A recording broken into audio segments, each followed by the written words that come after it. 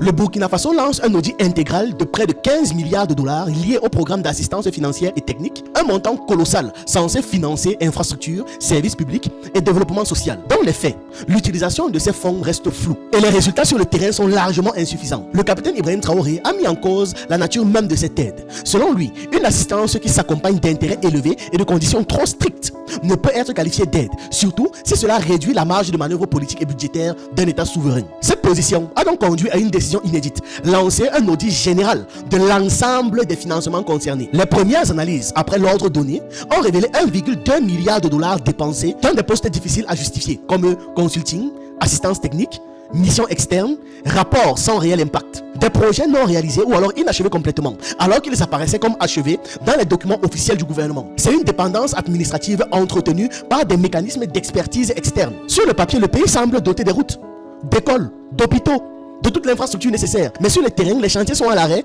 les services publics stagnent depuis des années. Ibrahim Traoré a donc ordonné une vérification complète de tous les flux liés au FMI et aux partenaires avec une consigne ferme. Aucun ministère, aucune agence, aucun compte projet n'est exempté. En 72 heures, 36 agences, des centaines de comptes et tous les ministères ont été sommés de transmettre leurs coordonnées financières. Devinez ce qui s'est passé.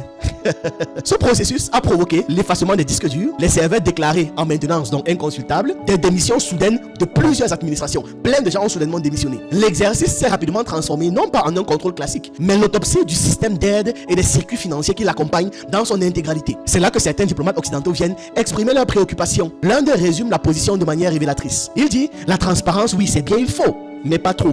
Ça veut dire quoi? Le FMI, lui, a publié un communiqué prudent. Félicitations. C'était des sortes de félicitations de façade, suivies d'un avertissement quand même contre le Burkina Faso. Ils ont dit qu'il ne faut pas politiser l'audit. Donc, la politisation de l'audit. Autrement dit, le Burkina va trop loin selon le FMI.